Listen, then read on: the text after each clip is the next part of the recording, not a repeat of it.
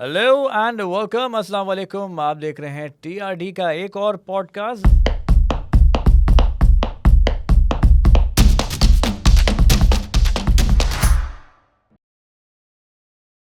This is your host Umar Khan और आज जो मेरे साथ गेस्ट मौजूद हैं, बहुत ही ख़ास मेहमान, बहुत ही मज़ेदार बातें हम करने वाले हैं। लेकिन सबसे पहले मैं उनका दूंगा इंट्रोडक्शन। हमारे साथ हैं आज फ़हमीदा यूसुफ़ी साहिबा, जिनका एक बड़ा नाम है डिजिटल की दुनिया में। उन्होंने बड़े बड़े बड़े कारनामे किए हैं, बहुत अच्छा काम करती हैं। जर्नलिज़म के हवाले से बात करें, जो उनके ख़ास टॉपिक्स रहे हैं, करंट अफेयर्स हो, ह्यूमन राइट्स हो, पॉलिटिक्स हो, उस पर उन्होंने बहुत ही एक डिफरेंट और बेहतरीन एंगल से अपनी स्टोरीज़ को पेश किया है। रेडियो से उनका आगाज़ हुआ और आज भी काफ़ी एक्टिव हैं डिजिटल की दुनिया में। तो मज़ीद बातें तो हम करेंगे, लेकिन सबसे पहले अस्सलाम वालेकुम मैम। वालेकुम अस्सलाम और बहुत शुक्रिया इतने अच्छे इंट्रोडक्शन के लिए। फ़र्स्ट ऑफ़ ऑल आपका शुक्रिया, आप वक्त निकाल के आई और it's a pleasure for me to share the screen with you. My pleasure too. So शुरुआत पहले आपसे करते हैं। ऑफ कोर्स फिर बातें तो हमारी बहुत सारी हैं और बड़ी डिटेल तफसील में जाएंगी। सबसे पहले तो अपना आप बताइएगा कि अर्ली एजुकेशन के हवाले से ये मीडिया की तरफ आपका इंटरेस्ट कैसे आया? मीडिया की तरफ मेरा शुरू से था। मैं हमेशा से बचपन से ही चाहती थी, जब मैं स्कूल में भी थी तो मैं ये चाहती थी कि मैं कुछ ना कुछ ऐसा करूं जो कि थोड़ा सा डिफरेंट हो। और मुझे कोई भी किसी किस्म का कतई शौक़ नहीं था कि मैं मेडिकल करूं। मेरे पेरेंट्स को बहुत शौक़ था, स्पेशली मम्मा को, जैसे कि होता ही है सारे के बच्चों को। तो मगर मुझे बिल्कुल शौक़ नहीं था। तो मेरा यही था, मैं एक्स्ट्रा करिकुलर में बहुत आगे थी और कुछ इस तरह से मेरा माइंडसेट बन गया था कि मैं प्री मेडिकल करते करते जो है कंप्यूटर साइंस में चली गई। और वहाँ से ये हुआ कि मेरा रेडियो स्टार्ट हो गया। रेडियो स्टार्ट हो गया और जब रेडियो स्टार्ट हो गया तो समझे मैंने मीडिया में कदम ही रख दिया। लिखने का शौक़ तो था ही, लिखती थी मैं, मुख्तलिफ आर्टिकल्स मेरे लगते ही थे जंग में, दी न्यूज़ में। जी। तो वहाँ से स्टार्ट हो गया, लोग पहचानने लग गए थोड़ा थोड़ा सा आपको, आप अपने आप को बड़ा समझते हैं कि ओहो भाई कुछ सेलिब्रिटी वगैरह है, स्कूल कॉलेज में भी इज्जत मिलती है राइट। बहुत। तो बस ये करते करते मैं फिर जियो न्यूज़ चली गई, जियो न्यूज़ में रही और उसके बाद फिर मैं वहाँ से डिजिटल का सफ़र करते करते रावा डॉक्यूमेंट्री में आ गई। राइट।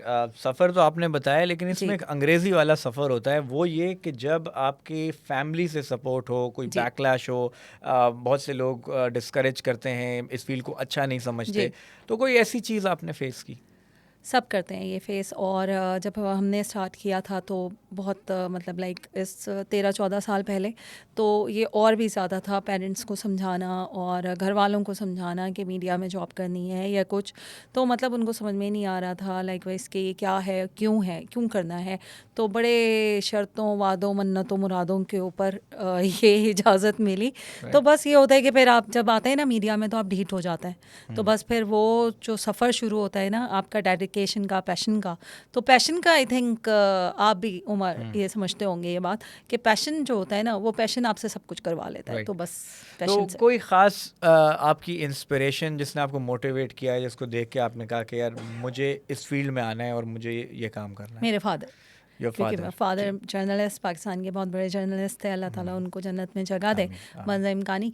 तो ये है कि मैं अपने फ़ादर को क्योंकि बचपन से देखती थी, लाइब्रेरी देखती थी, इतने बड़े बड़े लोग उनके पास आ रहे होते थे, तो मुझे लगता था ओहो जर्नलिस्ट जो है ना कोई बहुत बड़ी चीज़ होते हैं। राइट। और होते भी हैं खैर, और आजकल तो आपको पता ही है सोशल मीडिया पे तो और भी बड़ी बड़ी चीज़ें हैं।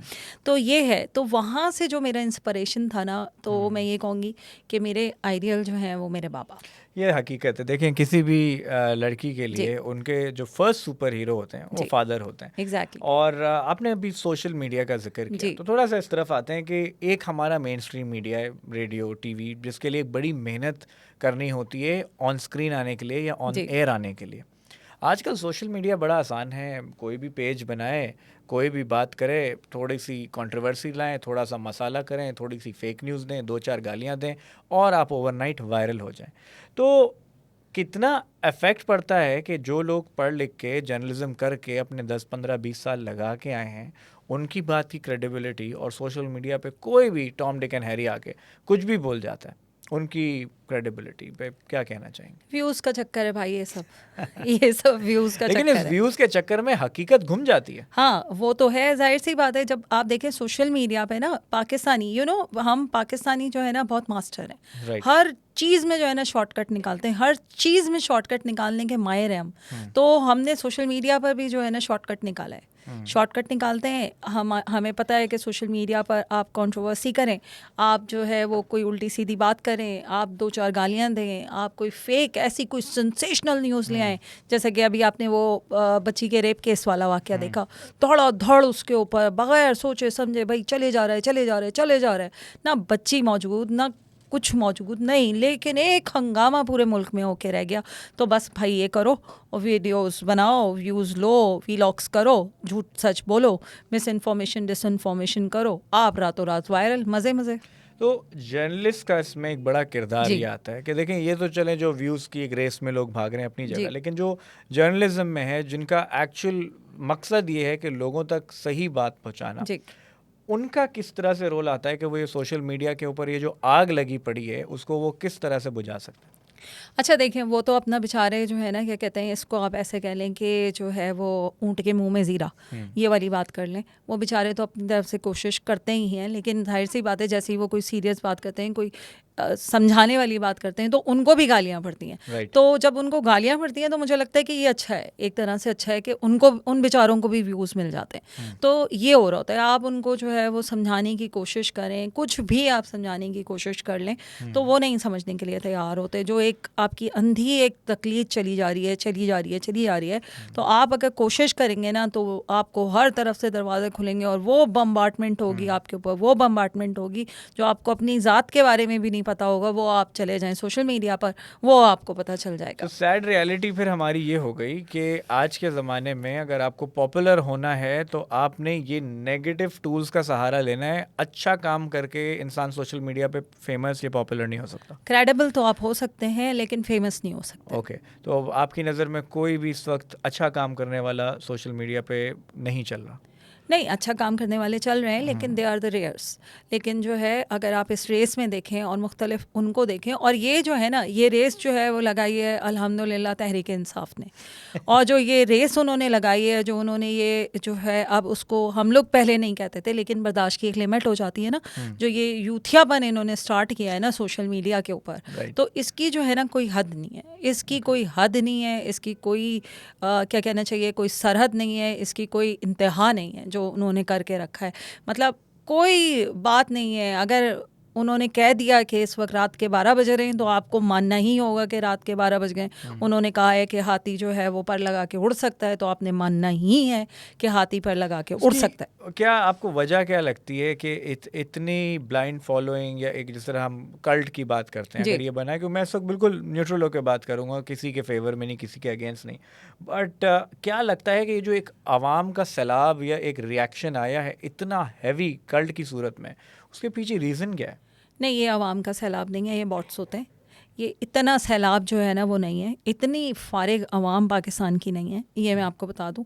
ये जो है ना वो आपकी बहुत सारे जो आपके सोशल मीडिया पे जो हम नेगेटिव टूल्स की बात कर रहे हैं और नेगेटिव कैंपेन्स की बात कर रहे हैं, तो ये आपके बहुत सारे जो अकाउंट्स हैं जो कि बाहर से आपके ऑपरेट हो रहे हैं, और एक एक बंदे के पास जो है अल्हम्दुलिल्लाह 100-100, 200-200, 300-300, 400-400 अकाउंट्स होते हैं। और अब चूँकि जो है वो all thanks to Elon Musk, उन्होंने ट्विटर पे जो क्या कहते हैं एक दुकान लगा दी है कि आप जो है अपना फेक अकाउंट भी आप वेरीफाई करा सकते हैं, तो वो उन्होंने जो स्टार्ट कर दिया है।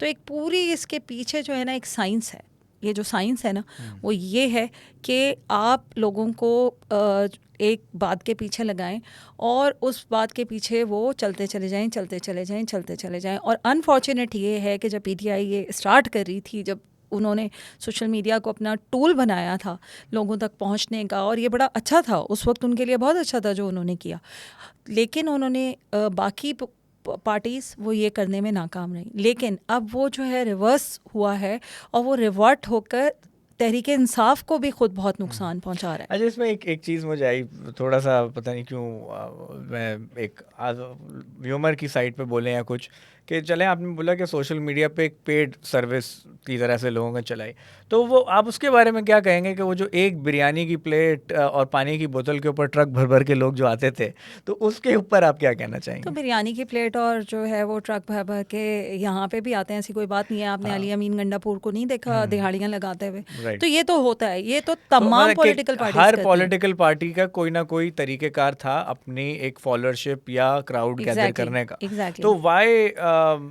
ब्लेम पीटीआई कि उन्होंने ये टूल नेगेटिवली इस्तेमाल किया? करते तो सब है। नहीं, वो नहीं कर सके ना, डिजिटल मीडिया पे उस तरह नहीं कर सके। जब तक पीएमएलएन और पीपल्स पार्टी को एहसास हुआ जी। तब तक उनकी तो ट्रेन दैट छूट मीन्स चुकी कि थी। वो कर पाए और वो गेम चेंजर बन गए और उनको एक एज हासिल हो गया, वो इसलिए बुरे हैं और बाकी साफ नहीं, साफ सुथरे क्लीन है। लेकिन गेम चेंजर तो वो होता है ना जब जो वो है कि वो सच में तब्दीली ले आते हैं, वो इनकलाब ले आते हैं। ये गेम चेंजर तो खुद जो है गेम डिस्ट्रक्टिव उनके लिए हो गया ना। प्रॉब्लम ये भी तो है तहरीक इंसाफ का कि आप वो कहते हैं कि वो तब्दीली सिर्फ नारे की है, रियलिटी से उसका कोई ताल्लुक नहीं है। नहीं, वो तब्दीली लाए कहाँ, आप मुझे बताएं। वो तब्दीली लाए हैं सिवाय गालियों के, सिवाय बदतमीज़ी के, सिवाय रोज़ नारे लगाने के, मैं तुम्हें नहीं छोड़ूंगा, मैं तुम्हें नहीं छोड़ूंगा करने के, ओए ये, ओए फलाना, ओए डाकू, ओए चोर, तुम इस्तीफ़ा दे दो, तुम निकल जाओ, हम सड़कों पे आ जाएंगे, हम धरने देंगे। मतलब उन्होंने तो अभी भी आप देखें कि केपीके में जो हुकूमत चल रही है वो मुझे हुकूमत से ज़्यादा पोजीशन लगती है। और जिस वक्त इमरान खान खुद भी क्या कहते हैं हुकूमत में थे, तो उस वक्त भी उनका जो माइंड फ्रेम था वो अपोजिशन वाला था, क्योंकि उनके जहन में ही नहीं था ये कभी कि उन्हें हुकूमत चलानी है। और उनको ज़ाहिर है हुकूमत चलानी भी नहीं थी, ऑब्वियसली उन्होंने तो चलाई भी नहीं वो हुकूमत। वो जो उनके साथ फरिश्ते थे उन्होंने चलाई। लेकिन प्रॉब्लम ये रहा है कि उनको समझ में नहीं आया, और ना समझ में आ रहा है, और ना समझ में आएगा। ये है उनका मसला कि उनको नहीं आनी ये बात समझ, तो नहीं कर सकते चलिए, कुछ। खान साहब का आपने जिक्र किया, अब आप जी काफ़ी over a decade you're into journalism, जी तो before coming into power, before becoming the prime minister, जो खान साहब की कंट्रीब्यूशन है टुवर्ड्स द सोसाइटी, चाहे वो नमक यूनिवर्सिटी हो, शौकत खानम हो, और भी जी बेतहाशा काम है, कुछ और उन्होंने प्लांटेशन के हवाले से भी बात की, ग्रीन सिस्टम के लिए भी, और इस तरह की कई चीज़ें हैं। आपको लगता है कि एक टाइम पे things were right and suddenly कुछ हुआ जिसकी वजह से ये मामला वो बिल्कुल अलग डायरेक्शन में चले गए? अच्छा, चले मैं आपसे एक सवाल पूछती हूँ। ये बताइए कि क्या कहते हैं बाकी लोगों ने कोई काम नहीं किया? क्या सिंध में हॉस्पिटल नहीं बने? क्या पंजाब में हॉस्पिटल नहीं बने? क्या सड़कें नहीं बनी? मसला ये है कि उस चीज़ को, उस बात को ओवर एग्जैजरेशन इतना ज़्यादा किया गया। वही तो मैं कह रही हूँ कि ओवर प्रोजेक्शन जिस हिसाब से दिया गया, जिस हिसाब से उनको आइडल बनाया गया, जिस हिसाब से उनको देवता बनाया गया, महात्मा बना दिया गया, वो बाकी पार्टीज़ के पास नहीं था करने के लिए, और ना वो over the board, over the top इस तरह से गई हैं। ये है मसला। लेकिन इसी का अगर मैं काउंटर आर्ग्यूमेंट पे, जस्ट फॉर अ जी काउंटर आर्ग्यूमेंट बात करूं, कि जिस तरह उनकी अच्छाई को ओवर एग्जैजरेट किया गया, तो यहाँ पे जो एक सोशल मीडिया पे जो आपने नेगेटिव टूल की बात की, वो भी तो ओवर एग्जैजरेट नहीं किया जा रहा पीटीआई के अगेंस्ट में? तो जब आप किसी की माँ बहनों को गालियाँ देंगे, जब आप जो है वो क्या कहते हैं लोगों के कपड़े उतारेंगे सोशल मीडिया पर, और जब जो है आप रियासत से जंग करना शुरू कर देंगे, जब आप सबको ही गालियां देंगे, जो आपकी बात, अगर आपको कोई नॉर्मल बात समझाने की भी कोशिश करेगा तो आप मुझे बताइए कि क्या रिएक्शन आएगा। और दूसरी बात यह है कि जब आप नाम ले लेके लोगों के इस किस्म के जो है वो चलाएंगे ट्रेंड्स, जब आप अपनी शोधा की कोई इज़्ज़त नहीं करेंगे, जब आप उनके ख़िलाफ़ ट्रेंड्स चलाएंगे, तो आप मुझे बताएं, आप ख़ुद मुझे बताएं क्या एक्सपेक्ट करते हैं आप, क्या रिएक्शन आना चाहिए फिर? तरीक़ेकार जो मैं समझ पा रहा हूँ वो जी ये कि डिप्लोमेटिक अप्रोच एक रखनी चाहिए, और अगर कोई बात आप बिल्कुल ज़्यादा ब्लंट या स्ट्रेट फॉरवर्ड होकर नहीं कहें, आप शुगर कोट करके अपने बयानात दें। तो is sugar that coat, journalism और is that a political statement? Khan Sahab को कोई बात समझाना मुश्किल ही नहीं नामुमकिन है। वैसे खान साहब के साथ के भी जो लोग थे ना, उन्होंने हमेशा जो उनके साथ क्रिकेट खेले या उस दौर से उनके साथ थे, वो ये कहते थे कि इनका माइंडसेट ऐसा है कि ये किसी चीज़ पे अटक जाएं तो वो जब तक होती नहीं वो हार नहीं मानते। तो इस वो हार नहीं मानना होता, वो एबनॉर्मल बिहेवियर की निशानी होता है। और मसला ये है कि खान साहब जो है एक नार्सिसिस्ट हैं। उनका प्रॉब्लम ये है कि वो अपने आप से ज़्यादा किसी और को समझते नहीं हैं। वो ये एक्सेप्ट करने के लिए तैयार नहीं है कि इस दुनिया में उनके अलावा भी रियलिटीज़ हैं, पाकिस्तान में उनके अलावा भी पॉलिटिकल फोर्सेस हैं।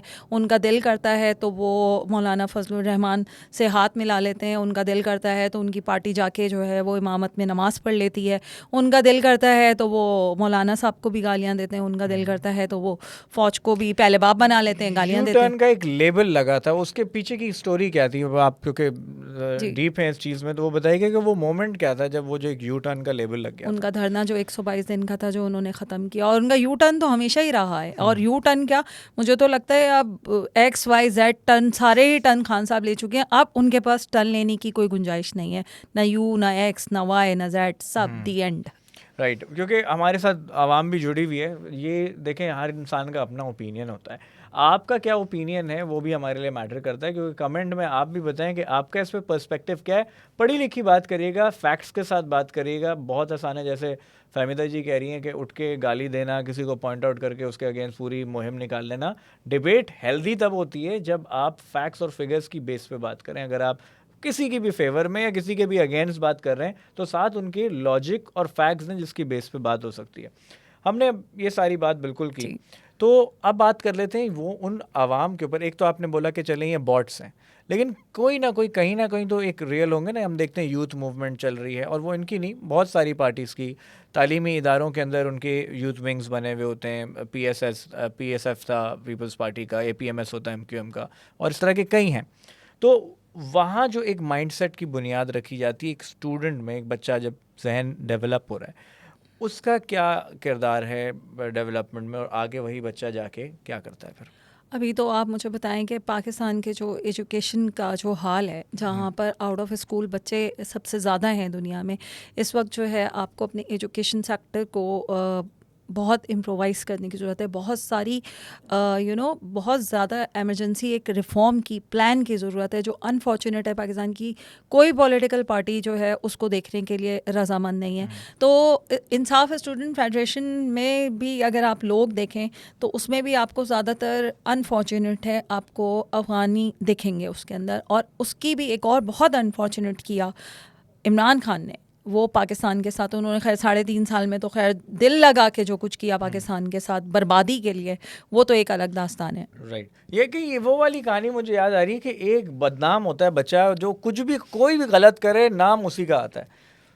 कि नहीं, ये तो नहीं कि मतलब कुछ बुरा हुआ है वो खान साहब की वजह से हुआ है। नहीं, खान साहब ने लगाई ना बर्बादी, उनके साथ जो उनके रिश्ते थे, हाँ। जो लोग उनको लेकर आए थे, वो अब जो उनको लाए थे, ये जो प्रोजेक्ट इमरान खान इतनी बुरी तरह फ्लॉप हुआ है, तो उसके पीछे जो है आप खुद मुझे बताएं कि एक आपने एक बंदर के हाथ में जो कहना चाहिए कि वो आपने माचिस दे दी, ठीक है, ये हुआ है। तो एक प्रॉब्लम जो यहाँ पर आया वो ये है कि इन्होंने KPK में क्या किया, इन्होंने KPK में 10,000 लाकर तालिबान उनको बसा दिया।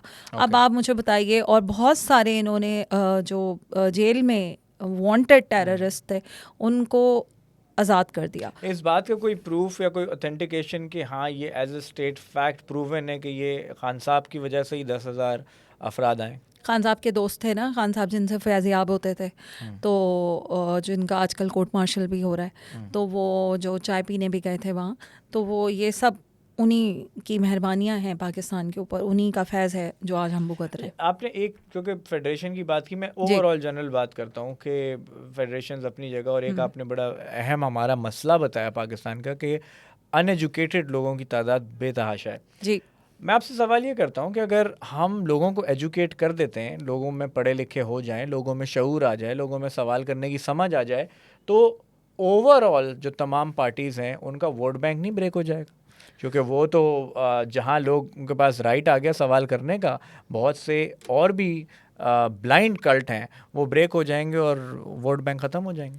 अवेयरनेस की ज़रूरत है, सोसाइटी को एजुकेशन से ज़्यादा अवेयरनेस की ज़रूरत है। अवेयरनेस होगी तो ये कल्ट ख़त्म होंगे, और ये बहुत अच्छी बात है। कोई भी पॉलिटिकल पार्टी हो, उसका कल्ट टूटना चाहिए, चाहे वो आपकी पॉलिटिकल पार्टी हो, चाहे वो आपकी कोई रिलीजियस पार्टी हो।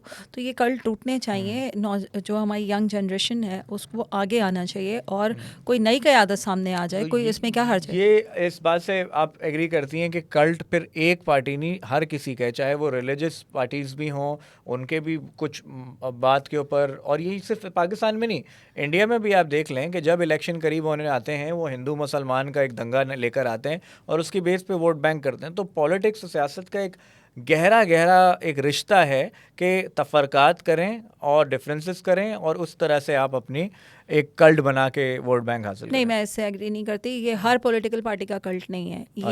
ये एजाज़ इमरान खान को ही है कि और किसी उन्होंने का कल्ट नहीं, आपको उनका लगता? कल्ट नहीं है, उनका कल्ट नहीं है। राइट। एक तरह से जो है, अगर आप कहते हैं कि जो है वो सिंध में भुट्टो जिंदा है, लेकिन उसकी एक बहुत वो आ गई है, वो कल्ट नहीं है। एक हमारे वो सियासत, वो रियासत के हाँ। खिलाफ नहीं है। वो देखें आप, अच्छा, ये ये फ़र्क आपने है। बात की कि रियासत के अगेंस्ट बात नहीं। ये रियासत के अगेंस्ट आप जो भी आता है या आएगा या आना चाहता है, वो बहुत गलत है। मैं यही बात कह रही हूँ कि सियासत ओके। को सियासी मैदान में होना चाहिए। सियासत को रियासत के साथ आपको लड़ाई नहीं बनानी चाहिए। आपकी कोई सेपरेटिस्ट मूवमेंट नहीं चल रही है, आप BLA BLF नहीं हैं, आप जो है तालिबान TTP नहीं हैं आप। लेकिन आपने क्या किया है, आप TTP के प्रो मैक्स वर्जन बन गए हैं। अनफॉर्चुनेट है PTI के लिए, मुझे कहना अगर पड़ा है। आपको याद है, एक मरहूम पॉलिटिशियन होते थे, मतलब उनकी पॉलिटिकल पार्टी थी, पॉलिटिशियन तो नहीं बोलूँगा उनको मैं, खादिम हुसैन रिजवी साहब। जी जी। वो भी खुला माइक पे गालियाँ भी देते थे, सारी बातें भी तो करते उनके थे। मानने वाले कितने लोग थे? उनकी एक बड़ी आवाम उनके पीछे थी। जलसे देख लें, चाहे वोट बैंक देख लें, और बड़ा एक उनका, उसको आप कल्ट नहीं कहेंगे। वो कल्ट नहीं है, वो बेसिकली आपका जो आपका रिलीजियस माइंडसेट है ना, एक बंदे का रिलीजियस माइंडसेट है ही। तो अगर आप उससे जो है वो अल्लाह और उसके नबी के बारे में बात कर रहे हैं, और आप कह रहे हैं कि हमें अल्लाह और उसके नबी की प्रोटेक्शन के लिए बाहर आना है, हमारा हम सबका ईमान है अकीदा आखिरत पे, हमारा ईमान मुकम्मल नहीं होता, तो अगर वो उसको लेकर, उस प्ले कार्ड को लेकर बाहर आ रहे हैं, तो वो क्या है? वो तो 75 साल से हो रहा है, वो तो हर रिलीजियस ये पार्टी करती है, वो अब कल्ट नहीं है ना। तो ये मैनिपुलेशन नहीं है, ये मैं एक्सट्रीम मैनिपुलेशन है कि उसमें आप अगर मैनिपुलेशन, तो उसमें ये होता ना कि वो ये कहते कि जी आप जो है पूरा मुल्क बंद कर दें, आप जो है वो स्कूल्स बंद कर दें, आप यूनिवर्सिटीज़ बंद कर दें, आप जो है वो जलाओ घिराव करें। क्या था उनका जो वो धरना था, वो धरना हुआ, और उसके बाद वो धरना भी एक वो वो धरना भी सबसे पहले उसको भी फैज़याबी हासिल थी। सिंपल सी तो ये डिमांड है, प्रॉब्लम वो है। सिंपल सी डिमांड है, कहते हैं हमें दूध जलेबी दे दे, हम खुश हैं। हाँ, तो ठीक वो है। कल्ट नहीं है। कल्ट तो ये है कि राइट। कल्ट ये होता है कि आप जो है वो पैट पाइपर की जो स्टोरी थी, पैट पाइपर की जो हम सुनते थे कि वो बांसुरी पे जाता था, उसके पीछे बच्चे चलना शुरू हो जाते थे। तो ये है कि पैट पाइपर की बांसुरी बज रही है, उसके पीछे आंखें बंद किए चले जा रहे हैं। इस बात को मैं पाकिस्तान के बाहर लेके जाता हूँ। ओके। अभी हाल में ही अमेरिकन प्रेसिडेंट दूसरी मर्तबा डोनाल्ड ट्रंप बने, जिनके अपने लोग उनको गालियां देते हैं। हर बड़े सेलिब्रिटी ने ये बात की कि भाई ये हो ही नहीं सकता, लेकिन वो दूसरी बार प्रेसिडेंट बन गए। उनको या उनकी स्टेटमेंट में वो पाकिस्तान में किसी को नहीं जानते, किसी को नहीं मानते। वाहिद खान साहब जब वहाँ गए, उन्होंने इज़्ज़त भी दी इनको, वाइट हाउस में रुकाया। डोनाल्ड ट्रंप की जो एहलिया हैं, उन्होंने ट्रंप को बोला ज़रा साइड पे हटो, मुझे खान साहब के साथ अकेले में तस्वीर लेनी है। तो ये ऐसा बंदा जो किसी पॉलिटिशियन को नहीं, माँ मोदी साहब भी गए, उनको भी इज़्ज़त मिली, लेकिन ऐसी इज़्ज़त नहीं मिली। तो उसकी क्या वजह है कि खान साहब इतने बुरे, इतने उनका मसले, इतने उनके कल्ट, तो डोनाल्ड ट्रंप जैसा आदमी उसको क्यों इज्जत दे रहा है? उसका क्या फ़ायदा उनसे? ओवर प्रोजेक्शन मुझे लगता है कि ये बहुत ज़्यादा है। जब इमरान खान वो दौरा करके आए थे, तो आप मुझे बताएं पाकिस्तान के लिए क्या लेकर आए थे? दौरा वो होता है वैसे जहाँ पर इनकी वो कुछ लेकर आते पाकिस्तान के इनकी लिए। क़यादत के अंदर पाकिस्तान में जो फॉरेन इन्वेस्टमेंट हुई, मेरे ख्याल से किसी और क़यादत में इतनी फॉरेन इन्वेस्टमेंट्स कभी नहीं आई थी। कौन सी FDI? पाकिस्तान में हमेशा फॉरेन इन्वेस्टमेंट आपकी, फॉरेन ये फैक्ट है, इन्वेस्टमेंट्स आपकी फॉरेन इन्वेस्टमेंट मिलिट्री एस्टेब्लिशमेंट की वजह से आती है। इस वक्त भी आप देखें, सऊदी अरब से, कतर से, UAE से, टर्की के साथ आपके रिलेशन बेहतर हो रहे हैं। UAE ने आपसे वादा किया है, सऊदी अरब है, चीन तो खैर है ही बेचारा हमारे साथ और हमारा दोस्त, राइट। और तो आप उनके कह रही हैं कि इंटरेस्ट। जब खान साहब एज अ प्राइम मिनिस्टर जब बाहर के मुल्क में जाते थे, वो जितनी चीज़ें हम देखते थे वो सब ओवर हाइप्ड थी उसमें रियलिटी से कोई उसका लिंक नहीं है। अगर आप देखें तो इमरान खान साहब अगर ये ओवर हाइप्ड ना होती तो अभी तक इमरान खान को अब इतना अरसा हो गया है जेल में।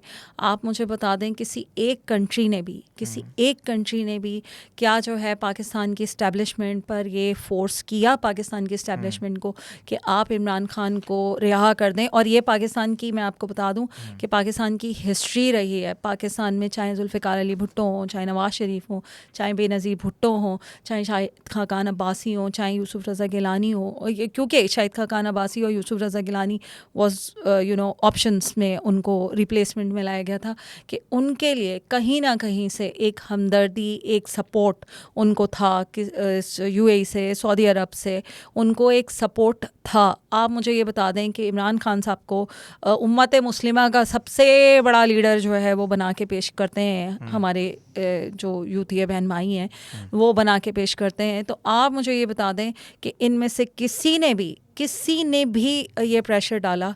और अब तो सिर्फ मैं यही कह सकती हूँ कि जो है उनके नए अब्बा जो हैं वो ट्रम्प सरकार है और पूरा आसरा जो है वो ट्रम्प सरकार के ऊपर है कि बस किसी भी तरह से वो सब छोड़ छाड़ के किसी भी तरह जो है वो ये कह दें कि इमरान खान को रिहा कर दो, और कुछ नहीं तो किसी तरह गन पॉइंट पर उनसे ट्वीट करवा दो, मतलब कुछ करा दो कि ये एक हो जाए कि वो ट्रम्प नहीं है। अच्छा, आपने जो बात की नए अब्बू, तो वो एक वीडियो सोशल मीडिया पे सर्कुलेट कर रही है जिसमें ट्रम्प साहब कह रहे हैं कि मैं ओवरसीज़ पाकिस्तानियों के प्रेसिडेंट बन गया तो सबसे पहले इमरान खान को बाहर निकालूंगा, ही इज़ माय फ्रेंड।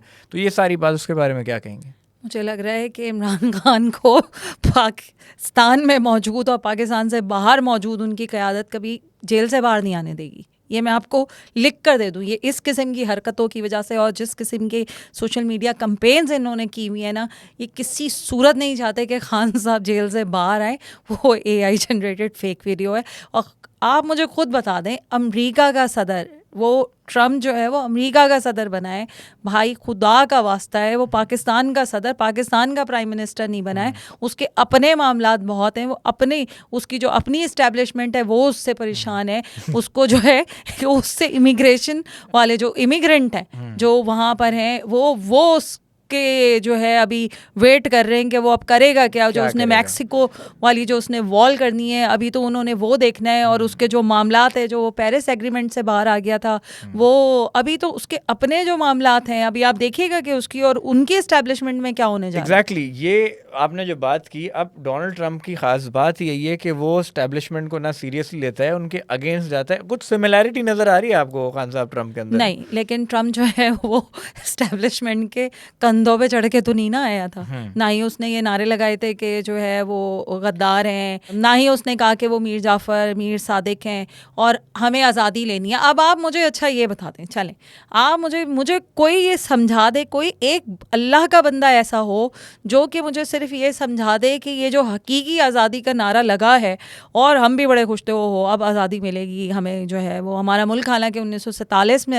आज़ाद हुआ है, लेकिन जो है अब हमें फिर से आज़ादी मिलेगी। तो चलो जी, किससे आज़ादी मिलनी है? अब हमें समझ नहीं आ रही किससे आज़ादी मिलनी है, समझ से बाहर है कि आज़ादी किससे मिलनी है। एज अ पाकिस्तानी पहले तो साइफर हिलाए उन्होंने कि ये अमरीकी साजिश हो गई, ओ हो। उसके बाद चलो वो करते करते करते करते वो हो गई लंदन साजिश, वो हो गया लंदन प्लान, वो हो गया 3 लोगों ने उनके खिलाफ प्लान किया, वो करते करते करते चलो जी यहाँ तक भी एक्सेप्टेबल है। अब क्या हो रहा है पाकिस्तान में? कभी भी ये पाकिस्तान की तारीख रही है कि पाकिस्तान के किसी भी एहतजाजी जलसे में किसी भी सियासी जमात के, मजहबी जमातों का तो खैर है ही एक जो उनका रूटीन है, लेकिन सिग्नेचर है कि अमेरिका का झंडा झलाया गया है, लहराया नहीं गया है। इनके जलसे में अल्हम्दुलिल्लाह अमरीकी झंडा लहराया जा रहा है, यानी कि मतलब क्या? नहीं तो आपका कहना है कि जो बाकी हमारी जो पार्टीज़ आती हैं और जो भी हमारे प्राइम मिनिस्टर जिस भी पार्टी के बनते हैं, तो वो अमेरिका इमदाद के लिए कभी नहीं गए, वहाँ उन्होंने हाथ कभी नहीं फैलाए? IMF है ना, IMF तो वो से लेते फिर ना। बाकी अमेरिका का आप कहते हैं कि हमारे पॉलिटिक्स के अंदर कोई इंटरफेरेंस या कोई स्टेक नहीं है? फ़िलहाल नहीं है, इसलिए कि यहाँ से जो है वो उनकी अफ़गानिस्तान से US के जो ट्रूप्स हैं वो वापस जा चुके हैं। तो इस वक्त जो है ना अमेरिका का इस खित्ते के अंदर किसी किस्म का भी इस वक्त कोई बहुत ज़्यादा पॉलिटिकल इंटरेस्ट नहीं है, अनटिल एंड अनलेस कोई सिचुएशन, कोई डायनामिक्स चेंज हो जाए। पाकिस्तान तो उनकी लिस्ट में बिल्कुल भी नहीं है। अब आप चाहें कुछ भी कर लेंगे, वो दोस्त है, वो भाई है उनका, वो फ़ोन करेंगे रात को और वो तुड़वा लेंगे। और यहाँ मैं आपको एक और बात बता दूँ, जी, आपको उसामा बिन लादेन याद है? याद तो है। याद है उसामा बिन लादेन को पकड़ा कैसे गया था, ये याद है? मुझे तो आज भी लगता है, मेरा ओपिनियन है, आई कुड बी रॉन्ग, कि जो दिखाया गया कि एबटाबाद में घर में है और ऐसा नहीं हुआ नहीं नहीं वैसा नहीं हुआ। नहीं नहीं, मुझे ये बताएं कि जो अमेरिकी फोर्सेस वहाँ पहुंची थी, वो जो बंदा था जिसको ट्रैक बाद में पाकिस्तान की इस्टेब्लिशमेंट ने किया, कि उसने जो है वो आइडेंटिफाई किया था कि ये उसामा बिन लादेन है। भाई मैं वो तो पोलियो मैं कैंपेन वाला जो बंदा था, उसका नाम याद है मैं आपको? मैं तो आपको सिर्फ यही बात कह रहा हूँ कि मुझे यही लगता है कि वो जिस तरह से एक बड़ा 9/11 की चीज़, मैं अपने आप को कोट नहीं कर रहा, लेकिन वहाँ अमेरिका की जो लोगों ने डॉक्यूमेंट्रीज बनाई और जो एक कॉन्स्पिरेसी थ्योरीज दी, उन्होंने ये बात की कि इनसाइड जॉब है। सिमिलरली मुझे पता नहीं क्यों ये लगता है, ना मैं उसामा बिन लादेन को पर्सनली जानता था, ना हमने किसी भी आम आवाम ने शक्ल नहीं देखी। क्या पता वो एक प्लॉटेड हो, कि दिखाया गया कि जी उसामा बिन लादेन पाकिस्तान में पकड़ा गया, वो कहीं पहले मर चुके हो। अच्छा, वो जो थी ना शकील आफरीदी, जिसकी वजह से वो पहुंचे थे, पाकिस्तान ने आज तक शकील आफरीदी को नहीं दिया है अमेरिका को, तो इमरान खान को दे देंगे अमेरिका को? आप मुझे खुद बताएं। ये तो सवालात वक्त के साथ ही पता वक्त लगेंगे। के साथ पता चल जाएंगे। इमरान खान जेल से बाहर नहीं आ रहे, ये मैं आपको बता दूं, जल्दी नहीं आ रहे जेल नहीं से तो बाहर। आप कह रही है कि वो उधर ही सिलसिला, क्योंकि इज लाइक मुझे लग रहा है 70 कि वो प्लस। कहीं और जाएंगे। जिस किस्म के बयानात और जिस किस्म के हालात और जिस किस्म के वाकयात किस हैं, तरफ इशारा है आपका? ये तो वक्त बताएगा। वक्त बताएगा। चलिए, ये सवाल आपने हमें सोच में डाल दिया है। तो अब ये सारे सिलसिले आपने बात की, अब अमेरिका का जहाँ जिक्र हुआ है, जी तो वहीं पे एक यूक्रेन वॉर चल रही है जी एक जी तरफ। क्योंकि आप दुनिया के ऊपर बात करती हैं, तो एक व्लादिमीर पुतिन है रशिया जी के, उनकी जी। अब अलग चीज़ चल रही है। नॉर्थ कोरिया वाले साहब हैं, उन्होंने अपनी दुनिया अलग बनाई हुई है। तो ये पूरे वर्ल्ड पॉलिटिक्स को ओवरव्यू में अगर मैं जी, बात करूँ, तो आप कैसे देखती हैं? मुझे ऐसा लगता है कि ट्रम्प ने, जो कि उसका नारा भी था जिसकी वजह से वो जीते भी हैं, और वो नारा था कि वो जंग ख़त्म करेंगे, तो मुझे लगता है कि उनका मेन फोकस यूक्रेन वॉर और इसराइल एंड पैलेस्टीन इशू होगा, और उसके बहुत सारे रीजंस उन्होंने हैं। कश्मीर इशू पे भी बात की थी। हाँ, हो सकता है, लेकिन देखें वो भी उनकी प्रायोरिटी लिस्ट में नहीं होगा। लेकिन जंगें ख़त्म करने में तो ऑब्वियसली कश्मीर भी है। कश्मीर भी दुनिया की सबसे बड़ी आज़ाद जेल है, राइट। जहाँ पर इतने हज़ारों लाखों हमारे कश्मीरी नहीं, बहन वहाँ भाई तो जो हैं वो। मैच जीतने पे जश्न मना दिया स्टूडेंट ने, उनको यूनिवर्सिटी से निकाल जी दिया जी, गया, तो वहाँ तो वो ये तो सब होता है, लेकिन आप उनका देखें, मगर आपने देखा है ना कि वो छोटी छोटी सी अबाबीलें हैं जो अपने, जैसे होती थी ना अबाबीलें, पत्थर ला के मारती हैं। कश्मीरी बहन भाई हमारे उसी तरह उनसे लड़ रहे हैं, और वो इंशाल्लाह ताला एक वक्त आएगा जब जो है हम इंशाल्लाह उनको आज़ाद देखेंगे। देखें, वो आज़ादी की जंग है, वो जो है एक उनका एक हक है जो वो लड़ रहे हैं। तो ट्रम्प का जो यहाँ पर अगर आप देखें ना, तो उसका पूरी कोशिश होगी कि वो ये यूक्रेन और रूस की जो वॉर है इसको करे, क्योंकि देखें जंगों का अल्टीमेट एंड कुछ भी नहीं होता सिवाय इसके कि वो बर्बादी और तबाही बर्बादी। होती हैं, और मफाहमत पे, मसालत पे, टेबल टॉक्स पर आना ही होता है। और उसका एक और रीज़न भी है, उसका रीज़न लेबनान भी है, और उसकी वजह ये है कि ट्रम्प की एक बेटी जो है, वो उनके जो दामाद हैं, वो शायद लेबनान से उनका ताल्लुक़ है, कुछ इस किस्म और का भी एक तो मामला है। सोशल मीडिया पे ये भी आई थी कि ट्रम्प जो है वो अडॉप्टेड चाइल्ड है, अफगानिस्तानी है। भले मतलब हों, वो तो इस तरह की भी अब ये बातें तो सुनने में चीज़ें आएंगी। आती हैं, लेकिन जो अगर हम सीरियस बात कर रहे हो वो ये है कि इमरान खान जो है वो ट्रम्प के adopted kid, adopted friend, adopted relative कुछ नहीं है। तो ट्रम्प के लिए इमरान खान मैटर नहीं करते, पाकिस्तान के लिए खान साहब इतना ही मैटर करते हैं राइट। कि इस वक्त की पॉलिटिक्स में मैं आपको बताऊं, ये बड़ा एक वो है कि इस वक्त इमरान खान जो है पाकिस्तानी एक्टिव पॉलिटिक्स में इतना ही मैटर करते हैं कि उनका नाम ले लेके, उनकी जो क़यादत है वो उनका नाम ले लेके जल्द से जुलूस कर लें, वो उनका नाम ले लेके मफाहमत और नेगोशिएशंस कर लें, वो उनका नाम ले लेके वोट कर लें। उनके भी हक में नहीं है, ये मैं आपको बता दूं। ये तहरीक बात तो इंसाफ की लीडरशिप नहीं चाहती कि खान साहब जेल से बाहर आए, और ये राइट। उनकी बहन ने भी कहा है। ये बात तो क्लियर है कि ट्रम्प की अगर हम पिछले भी प्रेसिडेंशियल जी टेन्योर देखें, तो उन्होंने सिर्फ और सिर्फ डेवलपमेंट पे काम किया और वॉर को उन्होंने रिड्यूस किया। यही एक वजह है कि जो अमेरिकन इस्टेब्लिशमेंट है, क्योंकि वो डिफेंस का बजट बहुत कम कर देते हैं, वॉर को प्रमोट नहीं करते, तो एक बड़ी वजूहत ये भी हैं कि उनके सपोर्ट में और फेवर में लोग नहीं होते। खैर वो एक अलग सिलसिला है। थोड़ा सा, क्योंकि हमने पॉलिटिक्स की भी बात की, जी दीगर बातें की, अगर हम बात करें अब हमारी अपनी सोसाइटी की पॉलिटिक्स को साइड पे करके, एग्जैक्टली कि ये जो एक पोलराइजेशन आ गई है, जो जी हमारे आजकल के बच्चे हैं, जो आजकल के बड़े हैं, एक बड़े आपस में बट से गए कि एक जो ना यूनिटी, कायदे आज़म का जो 3 कॉल थे, यूनिटी, फेथ, डिसिप्लिन, वो ना यूनिटी दिखती है, ना फेथ है, ना डिसिप्लिन बचा है। वेस्ट हमारी चीज़ें अडॉप्ट कर रहा है, but what do you think is the reason कि ये हमारी आजकल की यूथ, बड़े लोग इतने आपस में डिवाइड होके रह गए?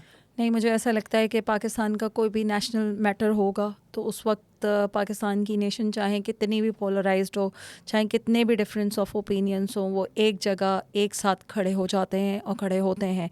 ये आप देख लें कि अभी पाकिस्तान जो है वो मैच जीता है, ठीक है ना, ऑस्ट्रेलिया से 22 साल के बाद पाकिस्तान एक सीरीज़ देखा है, तो एक खुशी जो है ना थ्रू आउट आपको पूरे पाकिस्तान में दिखी है, और वो खुशी है, वो छोटी छोटी सी खुशियाँ हैं, वो छोटी छोटी सी यार बातें मैंने हैं। खेल की बात की, मैं एक सवाल आपसे पूछूंगा थोड़ा हमारी कॉन्वर्जेशन से हट के। हाँ, अरशद नदीम साहब अभी नेजा फेंक के जूलियन थ्रो जीते, वाले, ओलंपिक जी का जी। गोल्ड जीते। मैंने एक वीडियो देखी कि एक जनाब उठे और उन्होंने बोला, सर आपका क्रेडिट है, आपने, आपका गोल्ड मेडल है। उसके ऊपर आप क्या कहेंगे? वो हाइप नहीं थी, वो ओवर क्रेडिट नहीं था, मतलब बेगानी शादी में अब्दुल्ला दीवाना?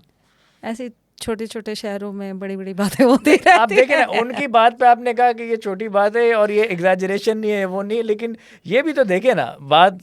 लेकिन ये देखें ना, अनएक्सपेक्टेड तो था जूलियन थ्रो में। और देखें, एक और बात मैं बता दूं, मगर अरशद नदीम हमारे हीरो हैं, नेशनल हीरो हैं, उन्होंने पाकिस्तान को बहुत बड़ी खुशी दी है, और जो उन्होंने वो खुशी दी है वो पाकिस्तान का फ़ख्र है, ठीक है ना। तो मैं लेकिन यही जो कह रही उनको हूँ कि ये चेक छोटी छोटी दिया खुशियाँ गया होती हैं। गवर्नमेंट की तरफ से या दीगर लोगों की तरफ से, मेरे सुनने में आया, मैं अब कंफर्म नहीं यार कर क्या सकता, करें, इतने पैसे तो दिए उनको। मैं कंफर्म नहीं कर सकता, लेकिन वो काफ़ी जो हैं वो चेक अभी तक क्लियर नहीं हुए, पैसे हाथ में नहीं आए, सिर्फ तस्वीरें खींची हैं। ये तो अरशद नदीम बता सकते हैं, उनके कोच बता सकते हैं, इस पर हम तो दोनों तो कोई हाँ, कमेंट नहीं क्योंकि दे जो सकते, लेकिन उनकी मुझे नहीं लगता। सरसरी सी स्टेटमेंट थी, वह बात खुलेआम कर भी तो नहीं सकते ना, वो स्पोर्ट्समैन आदमी है, ये है, लेकिन मुझे जो नहीं हमारे, लगता। अच्छा आप कह रही हैं कि पैसे बरामद हो गए? नहीं नहीं, मुझे पैसे उन तक गए होंगे, क्योंकि अभी तो कुछ दिन पहले तो वो पेरिस गए हुए थे और बहुत सारे जो है वो ब्रांड इंडोर्स भी कर रहे हैं, तो मुझे ऐसा लगता है कि अब आगे जो लेकिन इनकी ओलंपिक्स स्ट्रगल के जो टाइम पे ये, इनके साथ कोई नहीं खड़ा था। नहीं ये गलत बात है। स्ट्रगल के टाइम पर ये हम, वही मैं कह रही हूँ कि हर चीज़ को ओवर एग्जैजरेट कर देते हैं। तो कौन था उनका स्ट्रगल इलाज के टाइम? किसने करवाया था जब किसने? वो जख्मी हुए थे? आप बताएं किसने आप कराया बताएं, था? आपके पास ज़्यादा नॉलेज है। तो पाकिस्तान स्पोर्ट्स बोर्ड ने उनको भेजा था। और किसने भेजा था? कहाँ? जो एथलीट्स वो बाहर जो उनका इलाज हुआ था। अच्छा, जी, ये आप तो कह रही हैं? उनका जी जी, वो पाकिस्तान के खर्चे पे गए थे, अपने किसी पर्सनल खर्चे पे नहीं गए थे। उनका जो इलाज हुआ था, जो उनका इंजरी का मसला था, तो वो तो ये उनका आप कह इलाज रही हुआ हैं था। कॉमनवेल्थ गेम्स की मेडल के बाद की बात है या उससे पहले की?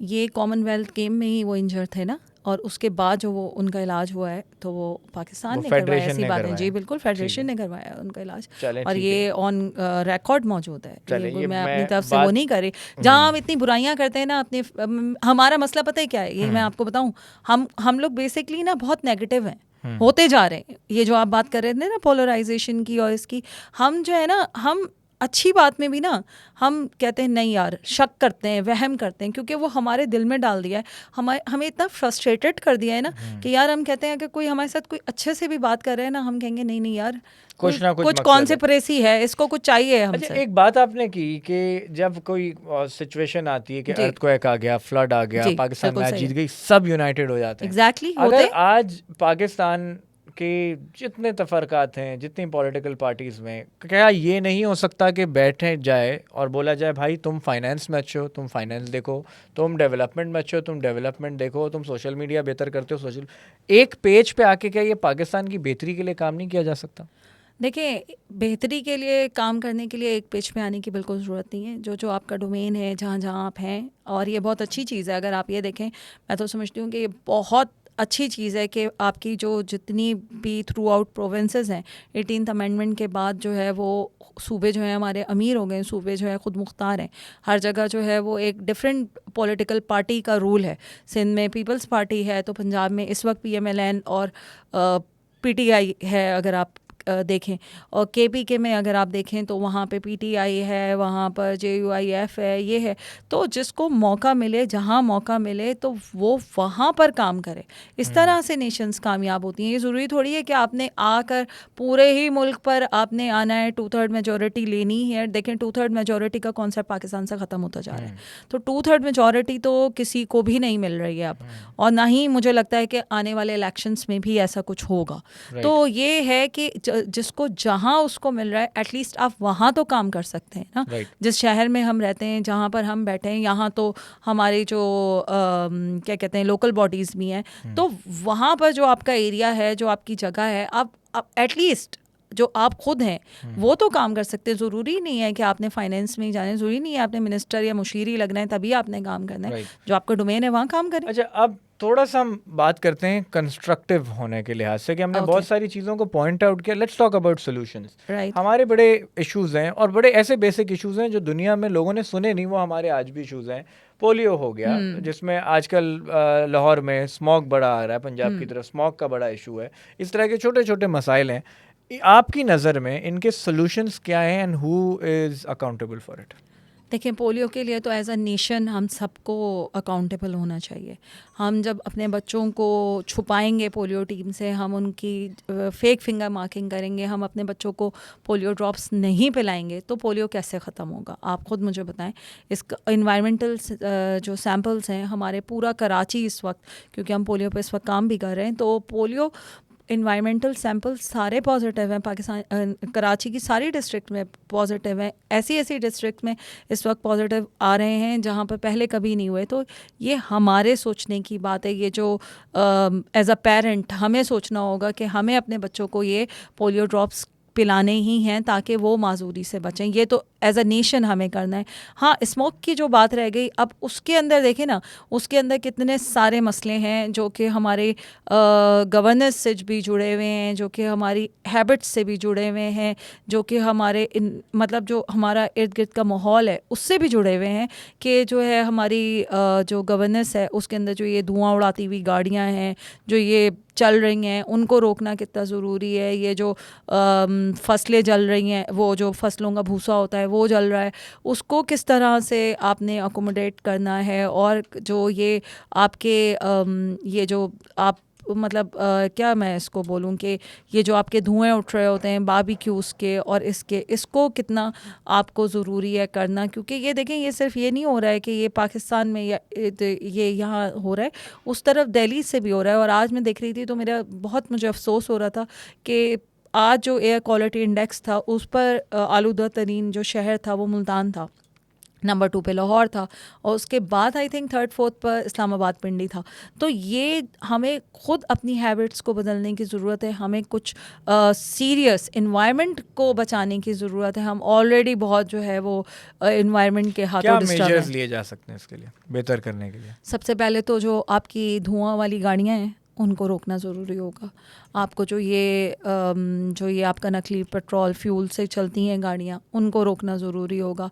आपको ये जो बाबा आदम की बसें चल रही हैं जो चलती कम है, धुआं ज़्यादा उड़ाती है। हाँ, ये कराची, अच्छा मुझे बड़ी हैरत होती है वैसे कि कराची जो है अल्लाह का शुक्र है जिसके इतने मसाइल हैं वो ये इन स्मोक्स में आया नहीं है ना। धुन होती तो फिर वो स्मॉग बनता ना। हाँ, लेकिन हाँ धुंध तो ये प्रॉब्लम है। अब जब वहाँ बारिश होगी, जब वो मामलात सेट होंगे, और बारिश के बाद फिर ये होगा कि फिर और जो है वो मामलात ख़राब होंगे। क्योंकि होता क्या है कि धुन में जब ये स्मोक मिलता है तो वो डेंसिटी के बाद वो एनवायरनमेंट में रह जाता है, वो इवेपोरेट नहीं होता। तो वो स्मोक की खैर गहरी वजह है। खैर, बातों का हमारा सिलसिला बड़ा लंबा तवील जाएगा, लेकिन ऑफ कोर्स हम इजाज़त भी चाहेंगे, आपको भी ऑफ कोर्स आपके भी कमिटमेंट्स हैं। लेकिन जाने से पहले एक हमारी जो जितनी फीमेल्स हैं जो इस फील्ड में काम करना चाहती हैं, जिनको कहा जाता है कि जी हाँ बड़ी हरासमेंट है, बड़े चैलेंजेस हैं, बहुत कॉम्प्रोमाइज़ हैं, तो उनको आप क्या एडवाइस देना चाहेंगी? और जो चैलेंजेस फेस करना है उनको टैकल कैसे करना है, उनको आप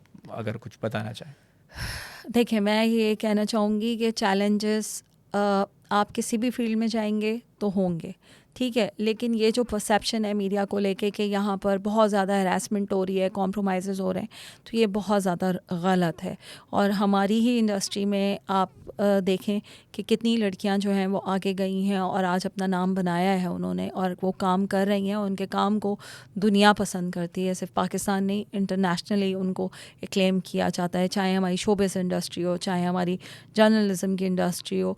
तो ये बात है कि जब आप अब आएँ इस फील्ड में, तो अपना जो दिल दिमाग है वो बहुत पैशनेट करके लाएं, बहुत डेडिकेशन के साथ आएं और बहुत ईमानदारी से अपना काम करें, क्योंकि जब आप ईमानदारी के साथ काम करते हैं तो अल्लाह ताला उसका सिला आपको ख़ुद देते हैं।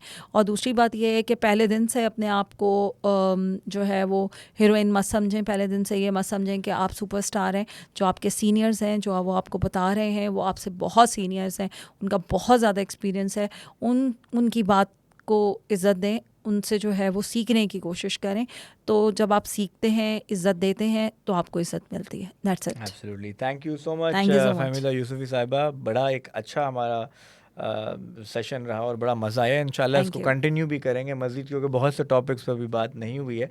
सो सुना आपने बिल्कुल फहमीदा यूसुफी साहिबा को, उनके नज़रियात, उनके ओपिनियंस और सारी उनके जो काम रहा उस सिलसिले में हमने बात की।